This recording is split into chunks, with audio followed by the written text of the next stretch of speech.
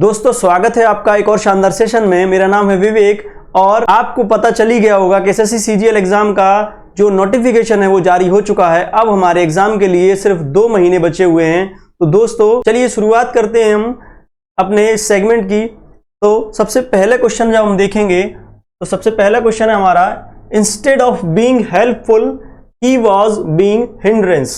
अब इस सेंटेंस में आपको बताऊं, सबसे पहला जो वर्ड है वो क्या है, इंस्टेड ऑफ। इंस्टेड ऑफ क्या है, यह एक प्रेपोजिशन है और ये एक फिक्स्ड प्रेपोजिशन है। इंस्टेड के साथ में ऑफ का प्रयोग ही होता है। और आपको मैं बता दूं कि इंस्टेड ऑफ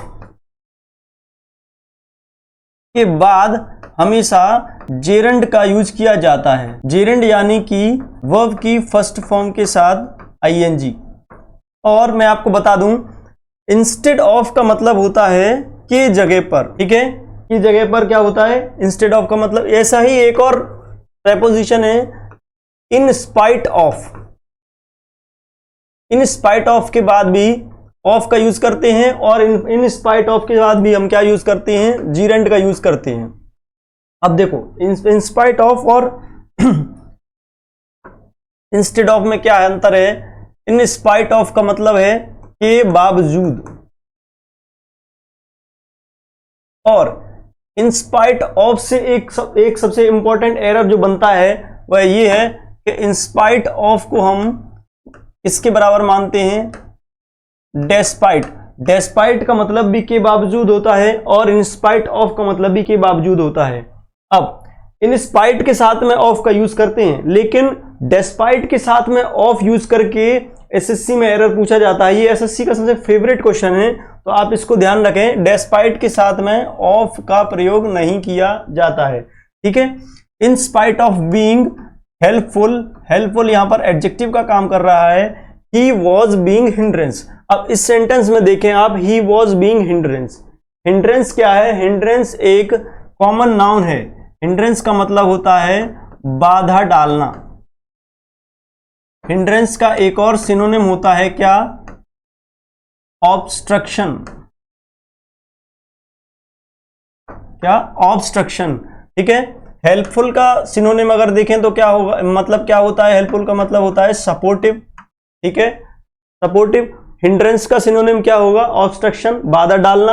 अब हिंड्रेंस जैसा कि मैंने आपको बताया कॉमन नाउन है, और कॉमन नाउन जब सिंगुलर हो तो उसके साथ में हमेशा ए या एन का यूज करते हैं। अब यहां पर एच साउंड आ रहा है हिंड्रेंस, तो एन का यूज नहीं करेंगे हम, यहां पर किसका यूज करेंगे, ए का यूज करेंगे, ठीक है।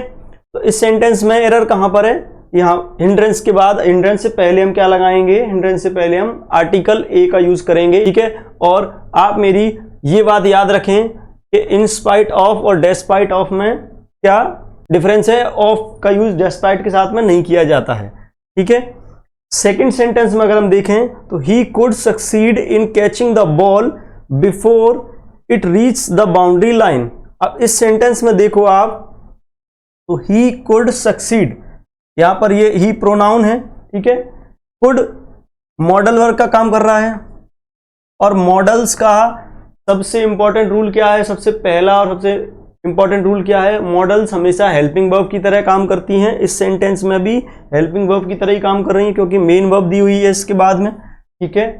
और मॉडल्स का दूसरा सबसे इंपॉर्टेंट रूल क्या है कि मॉडल के बाद हमेशा बेस फॉर्म ऑफ वर्ब का यूज किया जाता है। तो मॉडल के बाद क्या आता है, बेस फॉर्म ऑफ वर्ब आता है।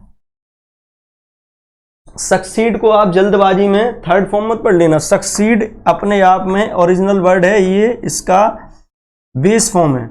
इसका सेकंड जो वर्ब फॉर्म होता है वो क्या होता है, सक्सीडेड। क्या होता है, सक्सीडेड और सक्सीडेड, ठीक है। तो मॉडल कुड आया है, कुड के बाद क्या आया है, सक्सीड आया है। इन कैचिंग, सक्सीड के बाद में भी ये फिक्स्ड प्रपोजिशन है। सक्सीड के बाद में इनका ही यूज किया जाता है, सक्सीड इन। सक्सीड का मतलब क्या होता है, सफलता, सफल हो जाना किसी में, ठीक है। सफल हो जाने के लिए क्या यूज करते हैं हम, सक्सीड का यूज करते हैं। Succeed in catching the ball. इनके बाद देखो, अब ये कॉन्सेप्ट आप समझ लीजिए यहीं पर कि जब भी प्रेपोजिशन के बाद क्या आ सकता है, ऑब्जेक्ट आता है। ऑब्जेक्ट के स्थान पर क्या आ सकता है, नाउन या प्रोनाउन आ सकता है। ऑब्जेक्ट के स्थान पर क्या आ सकता है, नाउन या प्रोनाउन आ सकता है। अब यहां पर क्या आ गया है, कैच क्या है, कैच एक वर्ब है। तो जब भी प्रेपोजिशन के बाद वर्ब का यूज किया जाता है तो हमेशा वर्ब को कैसे, जेरेंड फॉर्म में लिखा जाता है। और जेरेंड फॉर्म क्या होती है, वर्ब के बाद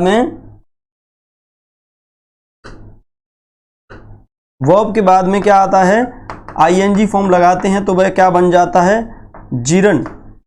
और जीरंड को हम नाउन इक्विवेलेंट मानते हैं, यानी हम उसे नाउन के स्थान पर यूज कर सकते हैं। ठीक है, कहां पर यूज कर सकते हैं, नाउन के स्थान पर यूज कर सकते हैं। तो यहां पर कैचिंग क्या हुआ, कैचिंग क्या है, एक जेरेंड फॉर्म ऑफ वर्ब है जो नाउन का काम कर रहा है यहां पर। ठीक है, तो प्रेपोजिशन के बाद हमेशा जेरेंड फॉर्म ऑफ वर्ब आएगी, ये आपको ध्यान रखना है। ये बहुत छोटे छोटे कॉन्सेप्ट हैं, आपको ये बिल्कुल टिप्स पे होने चाहिए। सेंटेंस में ये गलतियां करना मतलब आप बहुत ब्लंडर कर रहे हैं। ठीक है, क्योंकि ये सभी बच्चों को आती है। जो बच्चे एक बार सिलेबस पूरा अच्छे से पढ़ लेते हैं उनको ये छोटी छोटी बातों को याद होना ही होना चाहिए। ठीक है, उसके बाद क्या आया है, the ball before it reach the boundary line. अब देखो यहां पर क्या दिया है, सेंटेंस के अंदर बिफोर, इससे जुड़ा हुआ मैं आपको एक कॉन्सेप्ट बता देता हूं। जहां पर भी सिंस, बिफोर, आफ्टर दिया हो, देखो मैं आपको यहां पर इस एमसीक्यू सीरीज के द्वारा आपको सीधा क्वेश्चन को टारगेट करना सिखा रहा हूं। ठीक है, क्वेश्चन के अंदर आप कैसे एरर को एकदम से फाइंड कर पाएंगे, आपको एकदम जो शॉर्ट से शॉर्ट एकदम सबसे सटीक तरीके हैं मैं आपको वो बता रहा हूं, जिनसे आप सीधा क्वेश्चन के अंदर एरर को हिट कर पाए, बट कंफ्यूज ना हो। ठीक है, जब भी सेंटेंस के अंदर बीच में सिंस, फॉर या आफ्टर आता है तो सिंस के बाद आने वाला जो सेंटेंस है वो हमेशा कैसा आएगा, उसमें वर्ब की सेकंड फॉर्म आएगी। बिफोर के साथ भी हमेशा वर्ब की सेकंड फॉर्म आएगी, यानी कि सिंपल पास्ट टेंस का यूज किया जाएगा। और सिंस से पहले क्या क्या आएगा, हैज या हैव प्लस B3। और बिफोर के साथ में क्या आएगा, यहां पर बिफोर के साथ में क्या आएगा, बिफोर के साथ में हैड प्लस B3 आएगा। यानी सिंस के पहले क्या यूज करते हैं, प्रेजेंट परफेक्ट टेंस का यूज करते हैं, और बिफोर के पहले हम क्या यूज करते हैं, हैड प्लस B3 यानी कि पास्ट परफेक्ट का यूज करते हैं। अब बात आई आफ्टर की, तो आफ्टर बिफोर का जस्ट उल्टा होता है, इसलिए हम इसको यहां उठाकर रख देंगे, हैड प्लस B3 को। ठीक है, और आफ्टर से पहले जो दूसरा सेंटेंस रहेगा उसको क्या करेंगे, देखो सिंस के जस्ट बाद आने वाले सेंटेंस को क्या लिखेंगे हम, सिंपल पास्ट में। बिफोर के जस्ट बाद आने वाले सेंटेंस को लिखेंगे, कैसे लिखेंगे, सिंपल पास्ट में। अब या तो इनसे पहले कोई सेंटेंस आया हो या कॉमा लगाकर कोई बाद में सेंटेंस आया हो, तो उसमें क्या करेंगे, सिंस में हम क्या लगाएंगे, सिंस में कौन सा टेंस यूज करेंगे, प्रेजेंट परफेक्ट टेंस यूज करेंगे। और बिफोर के लिए कौन सा यूज करेंगे, पास्ट परफेक्ट टेंस यूज करेंगे। आफ्टर जस्ट बिफोर का उल्टा होता है। आफ्टर में हम जो बिफोर में यूज करते हैं सेंटेंसेस में, उनको हम जस्ट उल्टा कर देंगे। ठीक है, तो ये कॉन्सेप्ट आपका यहां क्लियर हो गया। नेक्स्ट हम चलते हैं अगले क्वेश्चन पे। We do not believe in a dual policy of the company. ये सारे क्वेश्चंस एसएससी में ऑलरेडी आए हुए हैं, कोई भी क्वेश्चन मैंने खुद से नहीं बनाया है, सारे प्रीवियस ईयर ही क्वेश्चन हैं। और ये क्वेश्चंस आपके लिए सिर्फ कॉन्सेप्ट बेसिस पे लाए गए हैं, जिससे आपको कुछ छोटे छोटे जो कॉन्सेप्ट, इंपॉर्टेंट कॉन्सेप्ट हैं जिनमें सिली मिस्टेक होने की ज़्यादा चांसेस रहते हैं, मैं आपके लिए उनको लेकर आया हूं। और ये सीरीज प्रीलिम्स तक बरकरार रहेगी, फिर उसके बाद मेंस के लिए अलग देखेंगे। ठीक है, तो थर्ड सेंटेंस क्या है, we do not believe in a dual policy of a company, of the company. We, देखो सेंटेंस को गलती ढूंढने के लिए शुरुआत से चलते हैं, जो चीज़ें सही हैं उन्हें देखते हुए। वी के अकॉर्डिंग वर्ब की फर्स्ट फॉर्म आई है। ठीक है, डू। ठीक है, सिंपल जब हमारा प्रोनाउन प्लूरल हो तो वर्ब कैसी आएगी, प्लूरल आएगी। ठीक है, डू का सिंगुलर डज होता है, यहाँ वी क्या है, प्लूरल प्रोनाउन है, तो उसके साथ में प्लूरल सब्जेक्ट के साथ में प्लूरल वर्ब आएगी। ठीक है, नॉट के बाद फिर वर्ब की फर्स्ट फॉर्म, बिल्कुल सही है। उसके बाद in a dual policy of the company. अब देखो यहां पर क्या के लिए यूज किया गया है, अ dual policy of the company. अब देखो इसमें क्या है, नाउन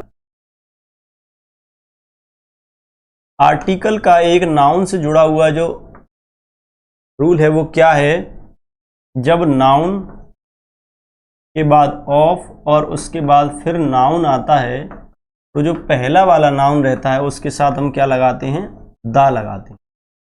ठीक है, क्या लगाते हैं, जब दो नाउन के बीच में ऑफ दिया हो और उसके सबसे पहले वाले नाउन के आगे हम क्या लगाते हैं, दा का यूज करते हैं। तो यहाँ पॉलिसी क्या है, पॉलिसी कॉमन नाउन है और कंपनी भी क्या है, कंपनी भी कॉमन नाउन है और इसके बीच में क्या आया, ऑफ आया है। ठीक है, तो यहाँ आर्टिकल अ ना आते हुए क्या आना चाहिए, वैसे आर्टिकल क्या आना चाहिए, द। लेकिन इन ऑप्शंस के अकॉर्डिंग एसएससी किसको सही मानता है, फर्स्ट वाले को, in this dual policy of the company. अब देखो सेकंड ऑप्शन को अगर देखो तो policy, dual policy, policy plural नहीं है। ठीक है, पॉलिसी अगर प्लूरल नहीं है तो दीज पॉलिसी कैसे हो सकता है। ठीक है, तो ये गलत हो गया। और इन दीज पॉलिसीज और ऑन दीज पॉलिसीज का तो कोई सेंस ही नहीं है।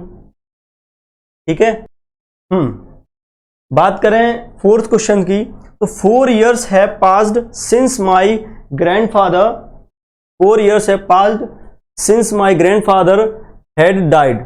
अब इस सेंटेंस के अंदर अगर हम देखें, अभी हम जो पढ़ के आए हैं, अभी मैंने आपको थोड़ी देर पहले ही बताया है कि जब भी सिंस दिया हो तो सिंस के बाद सबसे पहले क्या चेक करना है, वर्ब की सेकेंड फॉर्म चेक करनी, माई फादर हैज डाइड। और सिंस से पहले क्या चेक करना है, हैज या हैव प्लस V3 चेक करना है। यहाँ क्या है, 4 years हैव, 4 years प्लूरल है सब्जेक्ट हमारा, तो वर्ब प्लूरल आई है, बिल्कुल सही है, और वर्ब की थर्ड फॉर्म आई है, यानी कि ये सेंटेंस यहाँ तक सही है, since my grandfather has died. तो गलती कहाँ है, यहाँ पर है, क्योंकि यहाँ पर सिर्फ वर्ब की सेकेंड फॉर्म यूज होनी चाहिए थी, जैसा कि मैंने अभी यहाँ पर आपको बताया। ठीक है, अब देखो नेक्स्ट हम देखें, one of the important lesson he taught me was to save at least 30% of my gross income। अब देखो यहां पर सब्जेक्ट वर्ब एग्रीमेंट का एक सब्जेक्ट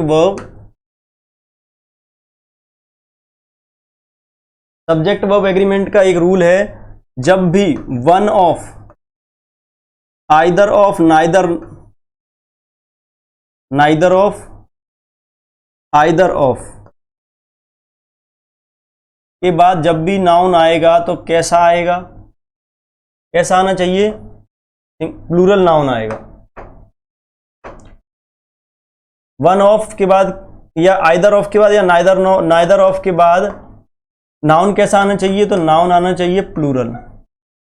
ठीक है, क्योंकि one of important lesson, one of किस में से, कुछ ज्यादा चीजें होंगी उसमें से तो वन ऑफ आएगा। ठीक है, तो one of the important lessons होना चाहिए, यहां पर लेसन नहीं होना चाहिए। और एक और बात, वन ऑफ, आइदर ऑफ और नाइदर ऑफ के बाद नाउन प्लूरल है, लेकिन जो वर्ब आएगी वो कैसी आएगी, वर्ब हमेशा सिंगुलर आएगी।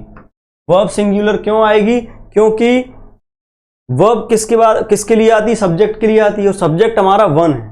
यहां वन के बाद ऑफ दिया हुआ है, ऑफ क्या है, प्रेपोजिशन है, और प्रेपोजिशन के आने वाला जो कुछ भी है वो क्या कहलाता है, ऑब्जेक्ट कहलाता है। तो वर्ब किसके अकॉर्डिंग आती है, वर्ब आती है हमारी सब्जेक्ट के अकॉर्डिंग। तो सब्जेक्ट क्या है, वन, तो वर्ब कैसी होनी चाहिए, सिंगुलर होनी चाहिए।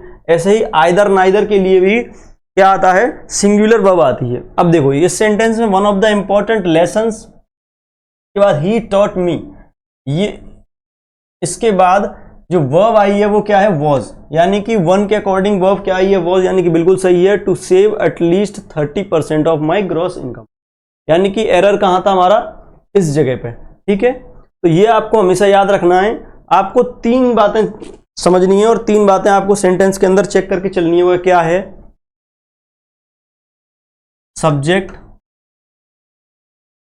सब्जेक्ट के अकॉर्डिंग हमें वर्ब चेक करनी है और वर्ब के अकॉर्डिंग में प्रोनाउन चेक करनी है। ठीक है, अगर सब्जेक्ट के अंदर क्या है, ऑफ बीच में है और उसके बाद में ऑब्जेक्ट दिया हुआ है, तो वह आपको चेक करना है कि वह नाउन जो आया हुआ है वह कैसा है, सिंगुलर है या प्लूरल है। ठीक है, ये 3-4 बातें आपको पता होना चाहिए। देखो सब्जेक्ट के अकॉर्डिंग वर्ब चेक करनी है, और लास्ट में जब प्रोनाउन दिया हुआ हो तो प्रोनाउन आपको 101% चेक करना ही करना है। ठीक है, क्योंकि इन्हीं 3-4 चीजों के अंदर सबसे ज्यादा एरर आता है। ठीक है, अब बात करते हैं 6वें सेंटेंस की, 6th सेंटेंस की। तो Raju is much more senior than me. अब देखो देन देखते ही क्या समझ में आता है कि यह कंपैरिजन कर रहा है सेंटेंस। ठीक है, क्या कर रहा है, कंपैरिजन। यहां क्या है, Raju is much more senior than me. ये क्या है, सब्जेक्ट, सब्जेक्ट है।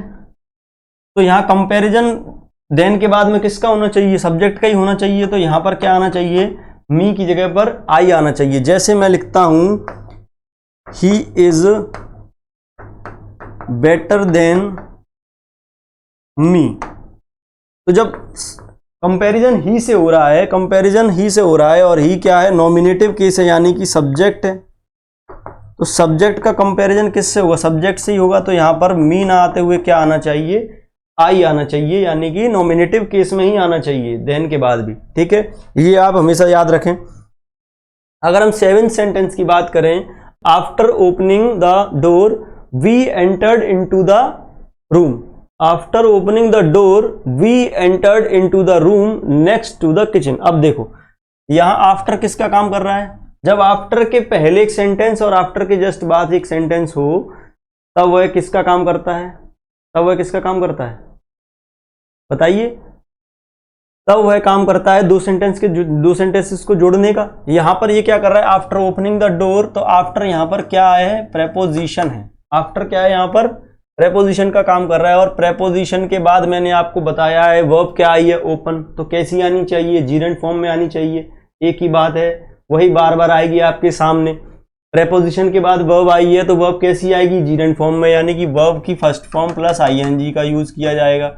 ठीक है, after opening the door we entered into the room. अब देखिए यहां एरर किस बात का है, एंटर्ड का मतलब ही होता है बाहर से अंदर की ओर।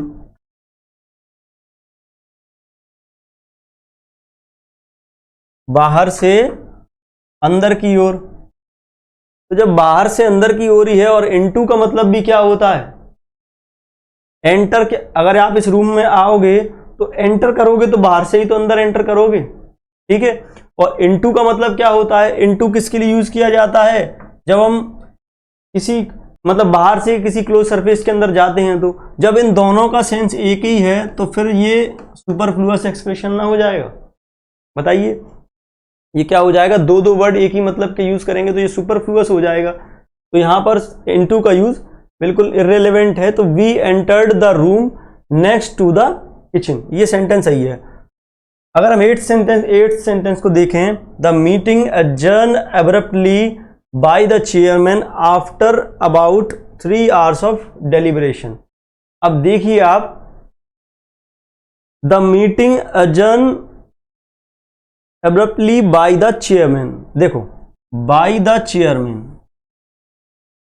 देखकर ही पता चल रहा है कि सेंटेंस क्या है, पैसिव वॉइस में है। और पैसिव वॉइस की सबसे इंपॉर्टेंट बात क्या होती है और सबसे बेसिक बात क्या होती है कि पैसिव वॉइस में बी प्लस बी3 का यूज किया जाता है।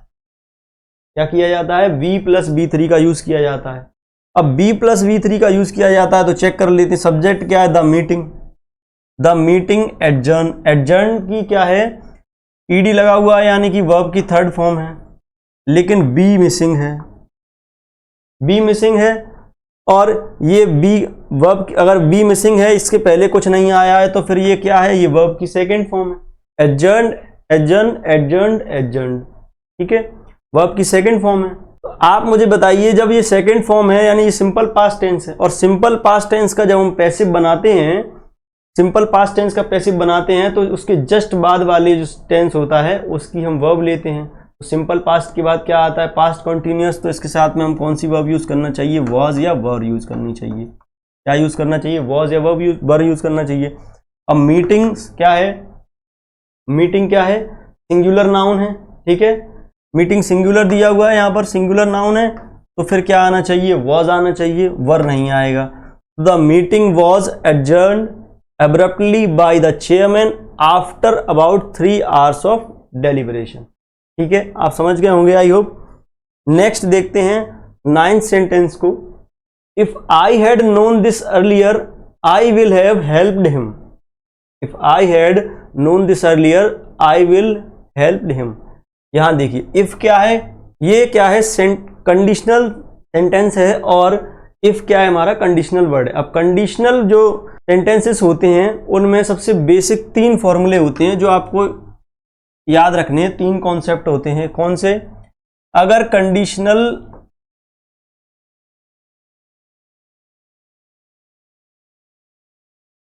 कंडीशनल वर्ड के बाद प्रेजेंट इंडेफिनिट का यूज किया गया हो, इसका प्रेजेंट इंडेफिनिट का, तो नेक्स्ट सेंटेंस क्या आएगा? नेक्स्ट सेंटेंस इसके बाद जो होगा वह किस में होगा? फ्यूचर इंडेफिनिट में। ठीक है, किस में होगा? फ्यूचर इंडेफिनिट में। कंडीशनल वर्ड के बाद आने वाला सेंटेंस अगर सिंपल प्रेजेंट में यानी कि प्रेजेंट इंडेफिनिट में है तो उसके बाद जो आने वाला सेंटेंस होगा वो किस में आएगा? फ्यूचर इंडेफिनिट में। नेक्स्ट क्या है? कंडीशनल वर्ड के बाद अगर सेंटेंस सिंपल पास्ट में है, इसमें है सिंपल पास्ट में, यानी कि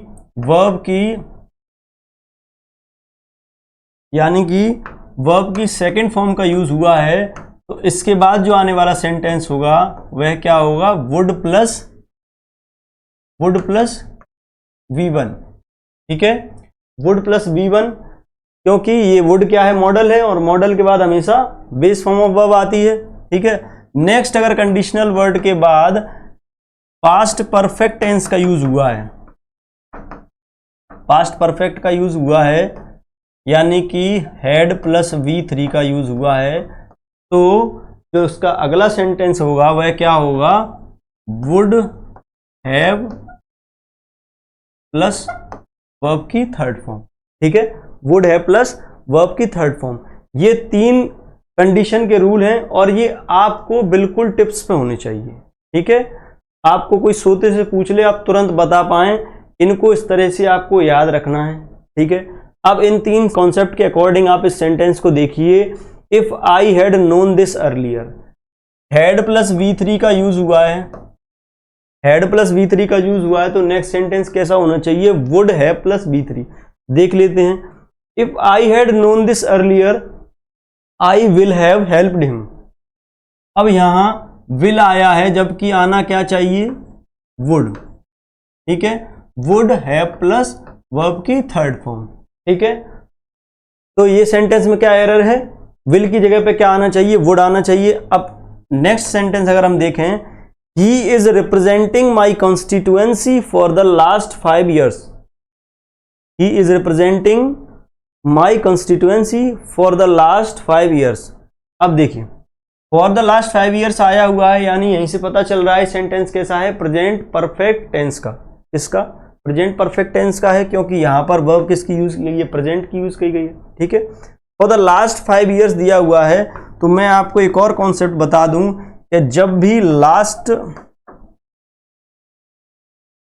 5 years या लास्ट 6 years जब भी दिया हो,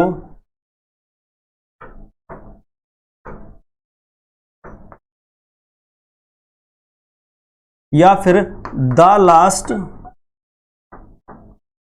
5 year दिया हो, 5 year 6 year कुछ भी दिया हो, लास्ट ईयर या द लास्ट ईयर, अगर ऐसा दिया हुआ है तो जो लास्ट वाला सेंटेंस है उसके आगे क्या आना चाहिए? उसके आगे आना चाहिए सिंस। और जब भी द लास्ट दिया होगा तो उसके पहले क्या आना चाहिए? फॉर। ठीक है, ये आपको याद होना चाहिए। यहां पर क्या दिया हुआ है? फॉर द लास्ट 5 years, यानी कि यहां पर फॉर का यूज सही हुआ है। इस सेंटेंस में प्रेजेंट परफेक्ट टेंस आना चाहिए, जबकि आया क्या है? यहां पर कॉन्टिन्यूअस की वर्ब दी हुई है, तो इज की जगह पर हम क्या लगा देंगे? ही क्या है? सिंगुलर सब्जेक्ट है, तो यहां पर क्या आना चाहिए? हैज का यूज होना चाहिए। ठीक है, ये कंडीशनल का रूल हो गया, और ये हमारा टेंस से रिलेटेड एक कॉन्सेप्ट हो गया कि जब भी लास्ट ईयर लिखा हो, ईयर लिख लेते हैं यहां पर, तो जो भी ईयर हो, लास्ट ईयर हो या द लास्ट ईयर हो, ठीक है, द लास्ट ईयर हो। लास्ट ईयर के आगे सिंस आएगा, द लास्ट ईयर के आगे क्या आना चाहिए, फॉर आना चाहिए, ठीक है। 11th सेंटेंस अगर हम देखें, no sooner he appeared on the stage then the people begin to cheer loudly. अब नो सूनर, यहां पर एक कॉन्सेप्ट यूज हुआ है, मैं आपको बताऊं, इन्वर्जन करके कॉन्सेप्ट है, इन्वर्जन।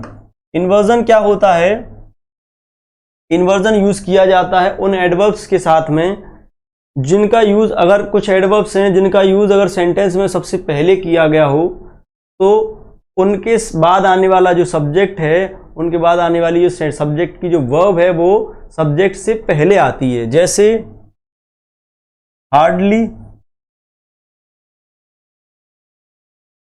केयरसली, ठीक है, रेयरली, या फिर नो सूनर,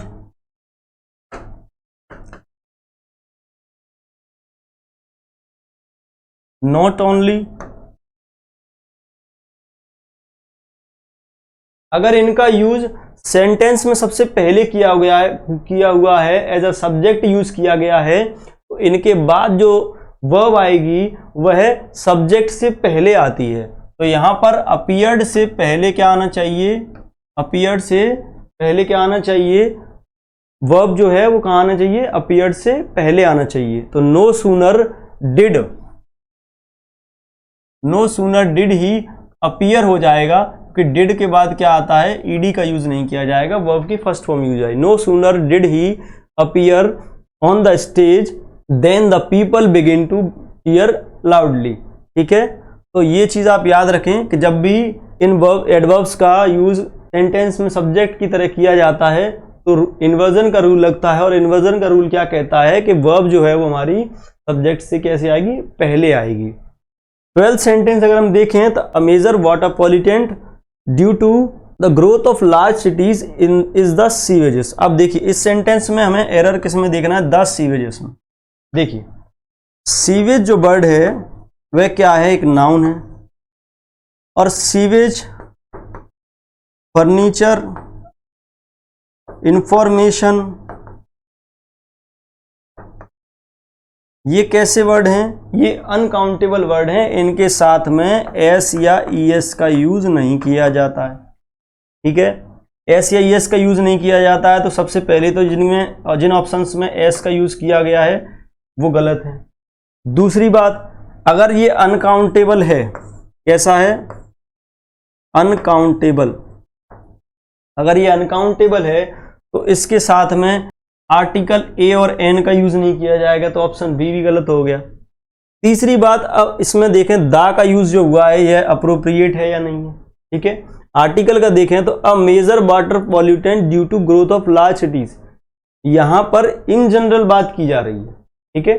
क्या इन जनरल बात की जा रही है, कोई स्पेशल या कोई डेफिनेट आपको बताया नहीं गया है कौन सा सीवेज क्या है, ये इन जनरल बात चल रही है। और जब बात इन जनरल हो, सामान्यतः हम किसी बात को करते हैं तो दा का यूज नहीं किया जाएगा। दा का यूज डेफिनेट, जब आर्टिकल डेफिनेट नाउन होता है तब उसके पहले दा लगाते हैं, तो हमारा ऑप्शन क्या हो जाएगा, नो इंप्रूवमेंट नहीं होगा। इस जगह पर क्या होना चाहिए आपका, सिर्फ सीवेज का यूज होना चाहिए। क्या होना चाहिए, सिर्फ सीवेज का, नो इंप्रूवमेंट नहीं, यहां पर होना चाहिए सिर्फ सीवेज का यूज होगा। इस ऑप्शन को काट के लिख लेते हैं हम, डी ऑप्शन क्या है, सीवेज, ठीक है।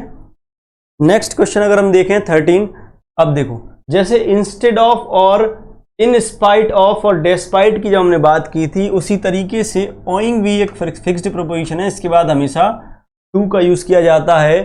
और यहां पर देखें टू के बाद क्या है, इन्फ्लेशन आया है, जो क्या है, एक नाउन है, ठीक है। प्रेपोजिशन के बाद ऑब्जेक्ट आता है, और ऑब्जेक्ट क्या आ सकता है, नाउन या प्रोनाउन, ठीक है। जनरली नाउन का यूज करते हैं हम। तो ये बातें हर सेंटेंस में आएंगी, हर सेंटेंस में आपको ये बात याद रखनी है, ठीक है। ज्यादातर सेंटेंस मतलब जिनमें प्रपोजिशन आएगी उनके अंदर ये रूल लगभग आपको देखने को मिल ही जाएगा। Owing to inflation the cost of living escalates in the last 1 year, ठीक है, in the last 1 year. Owing to inflation the cost of living cost of living escalated in the last 1 year.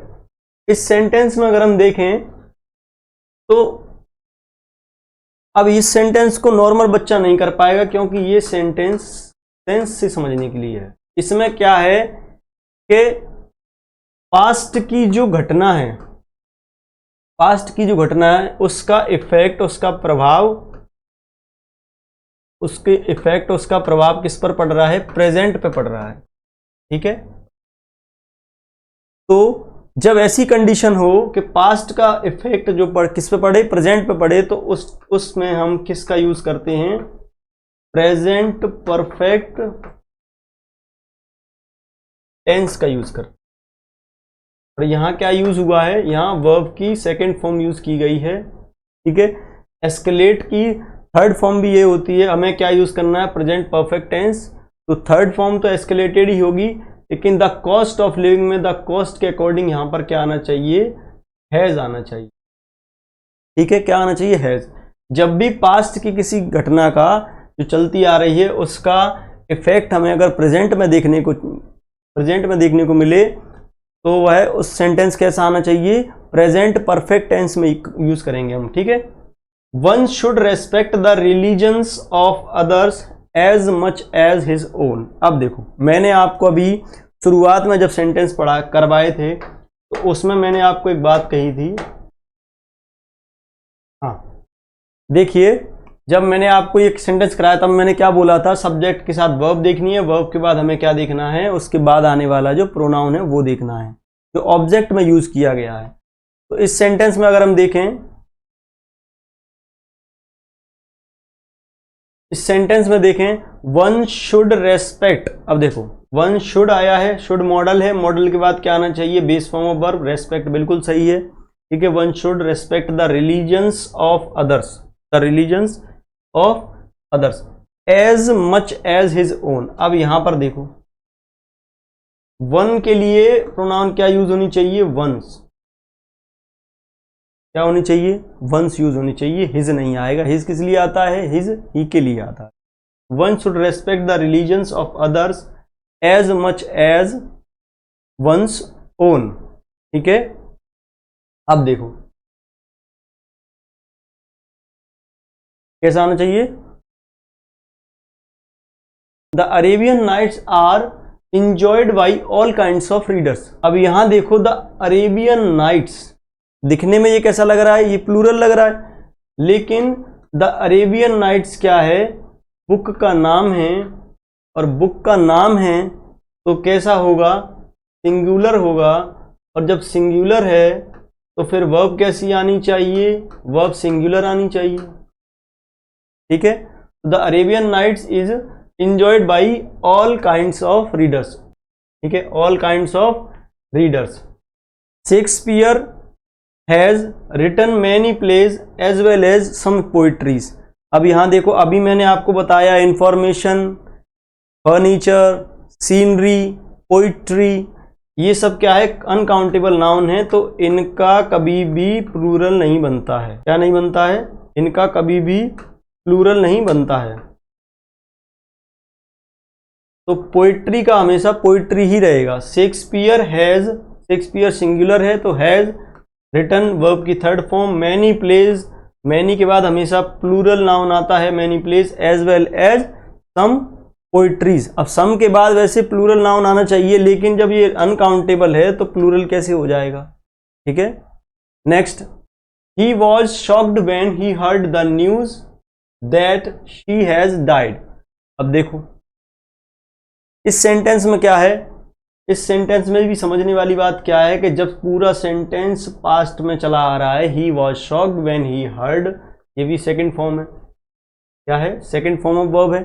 तो he was shocked when he heard the news that she has died. अब has किस में आता है? Present perfect में, जबकि sentence क्या है? पास्ट का है, तो यहां क्या आना चाहिए? हैड का यूज होना चाहिए। ठीक है, 18 सेंटेंस में देखें अगर हम, it is time we should accept all our people as equals and as partners in the task of building a strong and united nation। अब देखो इस सेंटेंस के अंदर सबसे पहले क्या यूज किया गया है, इट इज टाइम। जब भी आपको it is time, it is about time,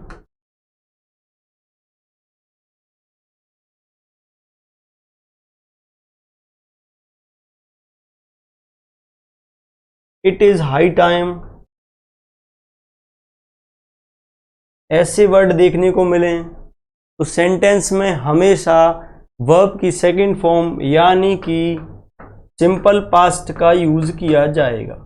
इसका यूज किया जाएगा, सिंपल पास्ट का यूज किया जाएगा। तो वी शुड एक्सेप्ट की जगह पर क्या आना चाहिए, एक्सेप्टेड। क्या आना चाहिए, accepted. It is time we accepted all our people as equals and as partners in the task of building a strong and united nation। ठीक है, नेक्स्ट सेंटेंस हम देख लेते हैं। The advertisement attracted all the passerbys।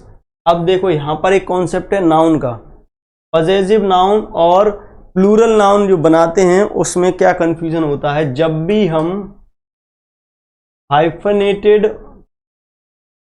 Words को use करते हैं, उनका हम सिंगुलर या प्लूरल बनाते हैं, तो उसको कैसे देखते हैं।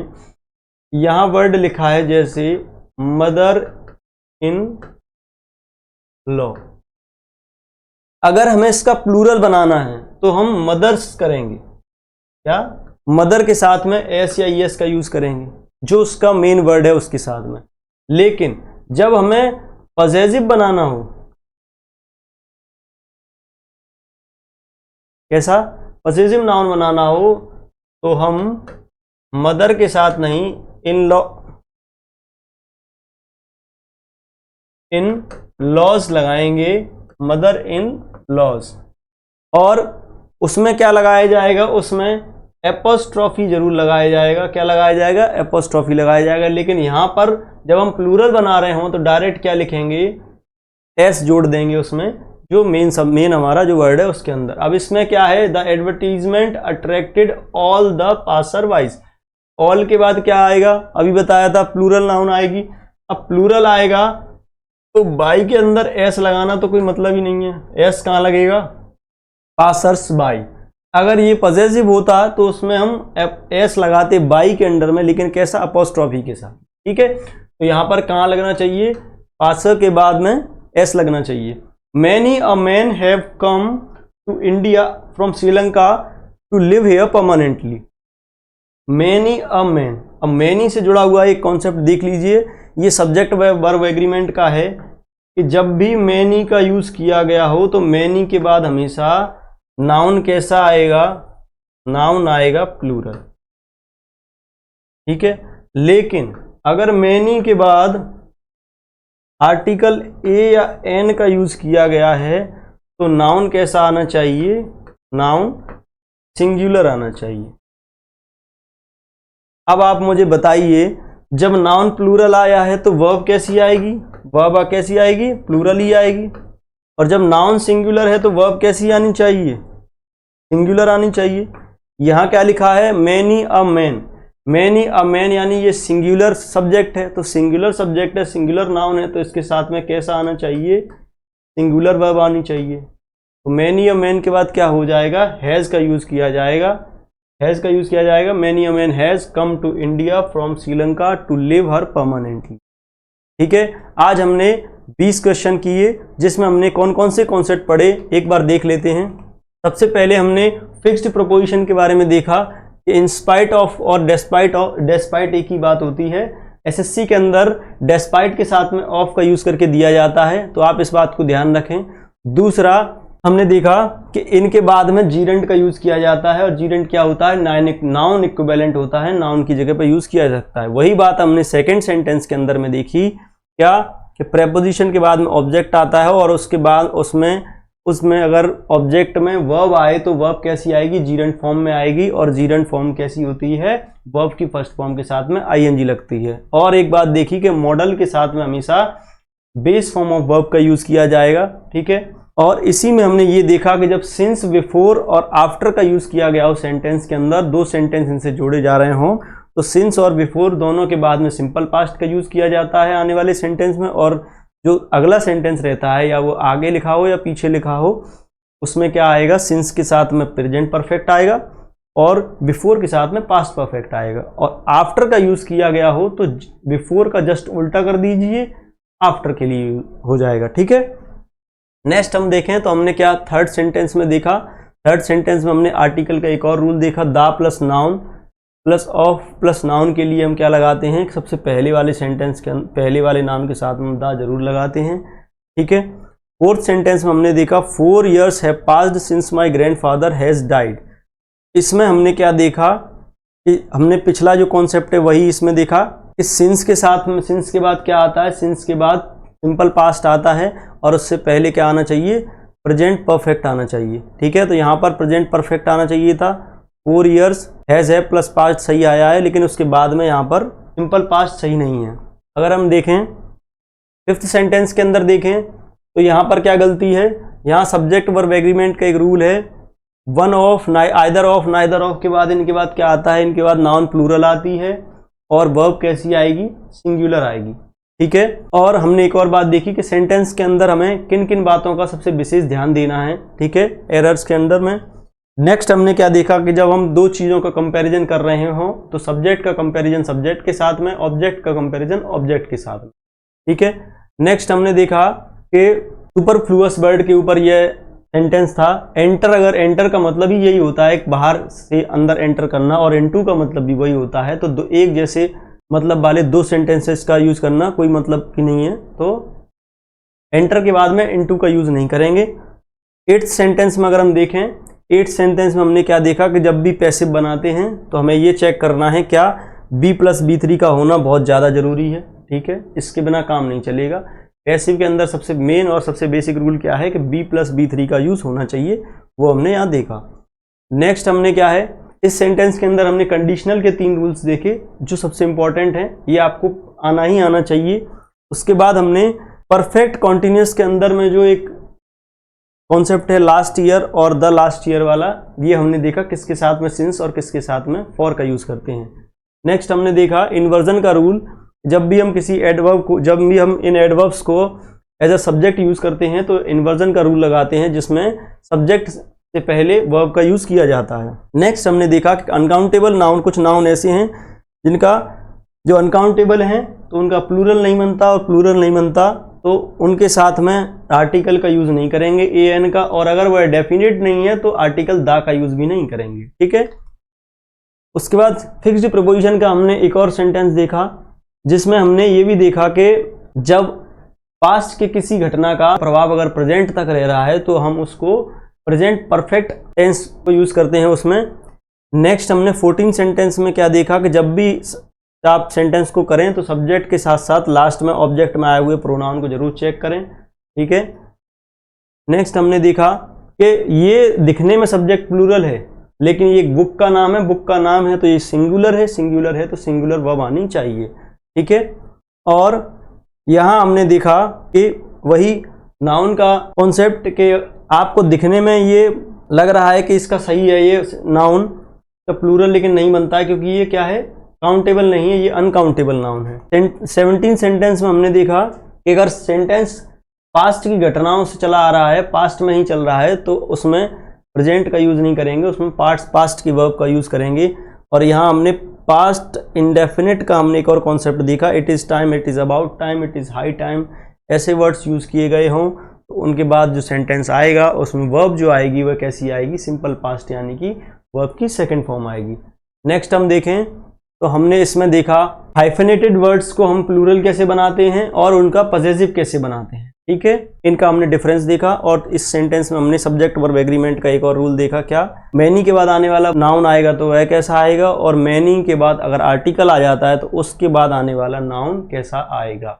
ठीक है, सिंगुलर आएगा, और मैनी के बाद अगर डायरेक्ट नाउन है तो वह कैसा आएगा, प्लूरल आएगा। आई होप आपको समझ में आए होंगे ये कॉन्सेप्ट।